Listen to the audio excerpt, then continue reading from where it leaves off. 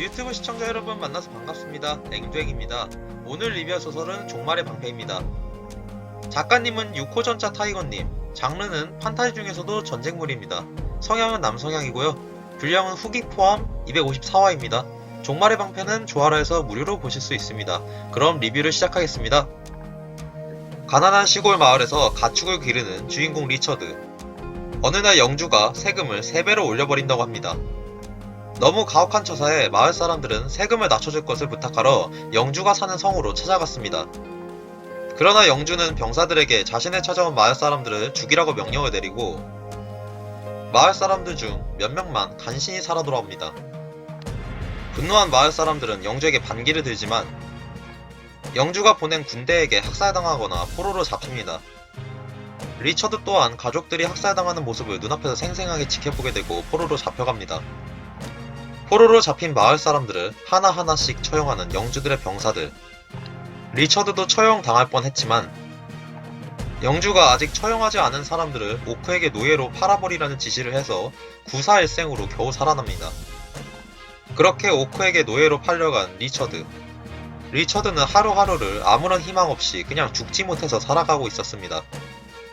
그런데 어느 날 리처드는 우연히 아론이라는 노예를 만나게 되는데 아론은 멸망한 왕국의 왕족이었습니다.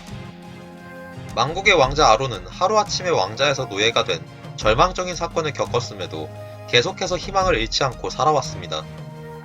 이런 아론의 태도가 리처드에게 어떤 결심을 하게 만드는데 바로 노예들을 감독하던 오크 감독관을 죽이고 동료 노예들을 설득해 탈출을 감행하는 것이었습니다. 그리고 오크 감독관의 죽음을 계기로 아론과 리처드가 노예들을 결집시켜 탈출을 감행하면서 소설이 본격적으로 시작됩니다. 이 소설은 모든 것을 잃고 나락으로 떨어진 소년 리처드가 잔혹한 전쟁을 겪으면서 점점 성장해 나가는 모습을 잘 묘사한 작품입니다. 전쟁의 긴장감, 분위기, 그리고 각종 전쟁 전략들 또한 잘 묘사되어 있습니다. 하지만 이 소설은 호불호가 매우 갈릴 겁니다. 왜냐하면 이 소설은 전쟁물이고 전쟁물 특성상 소설이 매우 무겁기 때문입니다. 게다가 이 소설은 판타지 소설임에도 판타지적인 요소가 거의 없어서 모든 전투가 중세시대의 전쟁처럼 진행됩니다. 주인공에게 마법, 검기, 초능력 같은 능력은 주어지지 않습니다.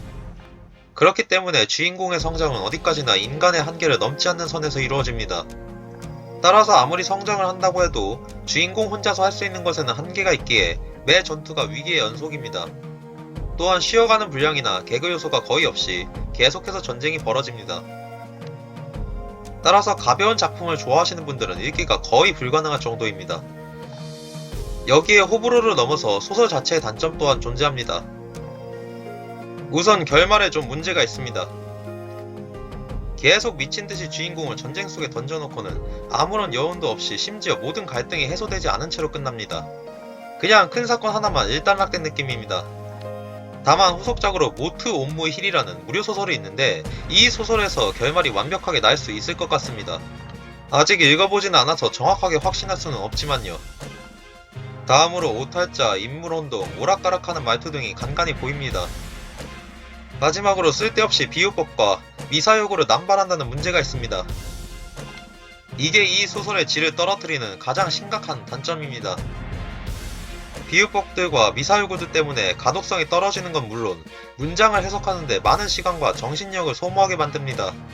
심지어 시간과 정신력을 소모해도 몇몇 문장들은 도저히 무슨 뜻인지 해석을 할 수가 없었습니다.